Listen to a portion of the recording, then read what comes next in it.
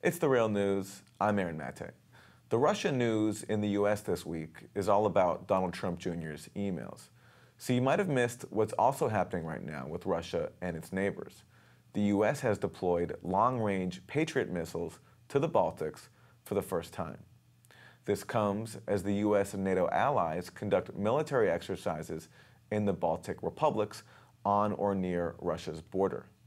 Russia is conducting exercises of its own nearby. And in just the past week, the U.S. has approved Patriot missile sales to both Poland and now Romania. The main contractors include Lockheed Martin and Raytheon. As all this happens, major defense industry stocks have hit an all-time high. According to CNBC, quote, NATO concerns about Russia are seen as a positive for the defense industry, particularly missile defense systems makers such as Lockheed Martin and Raytheon. Daryl Kimball is Executive Director of the Arms Control Association, and he joins me now. Daryl, welcome. Thank you. Thanks for joining us. So talk about what's happening right now in the Baltics, a story that is not getting very much attention. Well, this is part of a longer-term pattern that has been in motion for several years, especially since Russia's invasion and then annexation of Crimea, which was a part of Ukraine, now Russia. These Baltic states, which are members of the North Atlantic Treaty Organization, NATO, have always been concerned about their security vis-a-vis Russia because they are on the frontier with Russia. They directly border Russia. So they're even more concerned about their security, and NATO and Russia have been, for the last 2 or 3 years, paying more attention to beefing up their defensive hardware, their exercises in preparation for a possible conflict. So what we're seeing here with the deployment of the Patriot missile batteries is part of this larger pattern, and it's meant to reassure Lithuania, Latvia, and Estonia, these 3 Baltic states, as much as it is to provide, hardware that could be useful in a military conflict. Now, these are defensive missile systems. They're designed to knock down short-range offensive missiles. These have been deployed in other parts of the world where there are possibility of a regional conflict. So the U.S.-Russian security relationship remains tense, despite the fact that Donald Trump is, on the surface, making nice with Vladimir Putin. But beneath the surface, there are very, very deep and serious tensions. Okay, Daryl, I don't want to get sidetracked into a discussion of Ukraine because it is tangential, but I do think it's important to note that there is a counter-narrative in terms of Baltic states being concerned because of Russia's actions in Ukraine. And that would be the Russian perspective, which is that if Baltic nations are concerned about Ukraine, then they should not be blaming Russia, but the Western states who helped overthrow the Russian-backed government, now leading Ukraine to talk about joining NATO, which is on Russia's border. And Putin has said that he was acting in response to that threat because Russia does not want another hostile NATO country on its border. But let me ask you, if Russia threatens these Baltic states and they're already members of NATO, and NATO already has Article 5 in which states are obligated to defend each other, why isn't that protection enough for them already? Well, Article 5 is words on paper, and it has never really been exercised with respect to a conflict with Russia. And what's different today, I think, is the fact that Russia has used unusual means to deal with its neighbor, in this case, Ukraine. And we could get into a long discussion about Ukraine. I disagree with that counter-narrative you just mentioned. But the reality is that tensions are high on both sides of the NATO-Russia border. And what's very important in our view, the view of the Arms Control Association, as well as military and security experts in Europe, in the United States, and in Russia, is that there is a more consistent, effective, and sustained dialogue between Russia and NATO countries about the deployment of conventional forces along the border, that there is a much more a tighter and regular means of communication between Russian and NATO military officers to avoid the possibility of military-to-military incidents. And apparently, as a result of the Trump-Putin meeting that just took place on the margins of the G20 meeting, there is going to be a meeting between Russian and American military personnel to try to avoid military close encounters that could lead to an accidental shoot down over the Baltic Sea, for instance. So these are the kinds of measures that are necessary to reduce tensions, to start building back the trust that has been lost over the past few years between Russia and NATO about their respective security situations. Okay, and again, on Ukraine, I'm no expert on it. What I do know, though, is that this week, Ukraine, the government met with NATO for talks about joining it. And Ukraine being on Russia's border, obviously that is a ominous prospect. I think you'd agree with that. Well, there have been discussions between Ukraine and Russia over the years about economic ties. There have been discussions between Ukraine and the European Union on economic issues. I don't think that NATO is anywhere close to considering an official bid by Ukraine to join NATO, even though some in Ukraine might want to do that. Given the situation in eastern Ukraine, the ongoing conflict, I don't think that that's something that NATO wants to consider. So I don't think that's a real threat. But the real concern now is that the United States and Russia are increasing their military postures, and it could lead to miscalculation. The other thing I would just note is very important for the two sides to discuss is the future of the treaties that regulate their nuclear arms. The United States and Russia reached an important agreement in 2010, the new Strategic Arms Reduction Treaty, that sets up monitoring of each side's strategic, that is long-range nuclear forces. It limits each side to no more than 1,550 deployed strategic warheads on 700 delivery vehicles. That's land-based missiles, bombers, sea-based missiles. That treaty goes into, those limits have to be met in 2018, but the treaty is set to expire in February of 2021. So before Donald Trump leaves office, he will have to decide with Vladimir Putin about whether to negotiate a new agreement to replace that one, to extend that agreement by another 5 years beyond 2021, or to let the whole thing expire. And if they let it expire, that would be the first time since the early 1970s that the United States and Russia do not have an agreement regulating the world's most dangerous nuclear weapons. These are the world's two most powerful nuclear superpowers. So that's a key issue. And then also, let me ask you, sorry, didn't Trump already tell Putin in a phone call this year that he doesn't want to renew it? Well, it's hard to tell what Donald Trump said.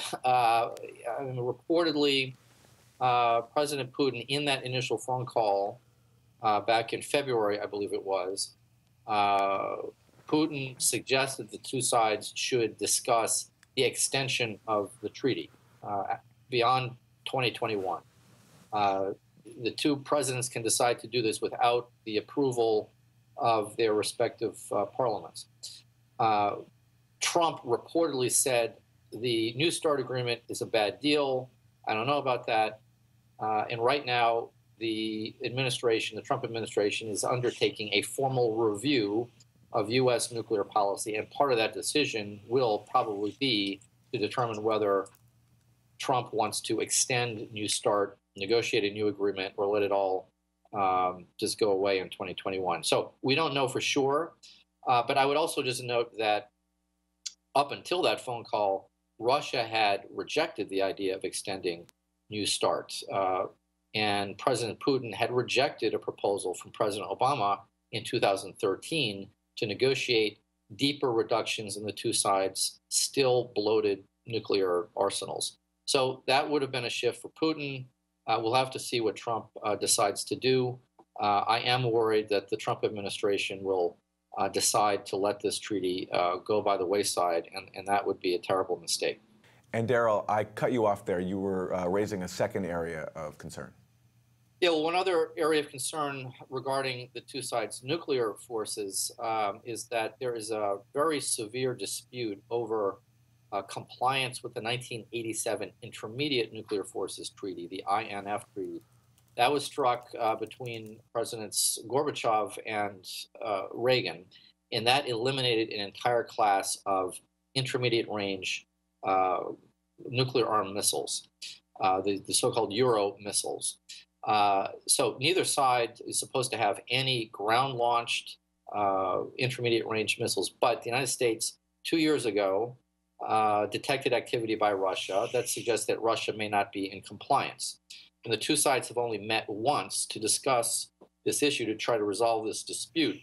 And the concern about Russia's compliance with this treaty is leading some in the U.S. Congress to propose that the United States should counter Russia's non-compliant missile testing with our own ground-based intermediate range missile. So if this issue is not resolved, if the two sides don't sit down soon and find a way to address this compliance issue, we could see an escalation of tensions over this INF treaty dispute. So there are a lot of things on the security agenda for these two countries. And of course, there is a long, long history between the United States and the Soviet Union, the United States and Russia, NATO and Russia. The two sides can debate till they're blue in the face about who is right and who is wrong. But the reality that we got to face is that we have these problems today, and we need forward-looking solutions, and we need compromise and realism and pragmatism on both sides, Russia and the United States. Yeah, I just want to know what Putin says about all this. He's accused the U.S. of rejecting Russian offers to cease weapons production. And he's pointed to the U.S. withdrawal from the anti-ballistic missile treaty under George W. Bush. How much has that, if at all, factored into the current situation today, the withdrawal of the U.S. from the ABM?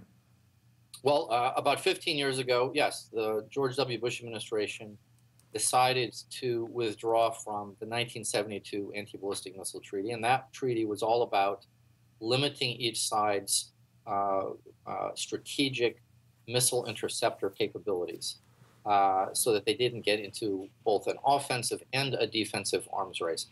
But by the early 2000s, the United States was becoming increasingly concerned about Iranian and North Korean ballistic missile capabilities and wanted to pursue systems that would have exceeded the treaty.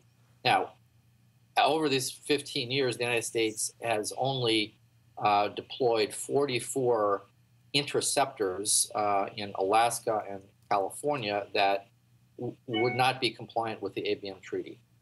These missiles do not in any way threaten Russia or China's massive nuclear retaliatory potential.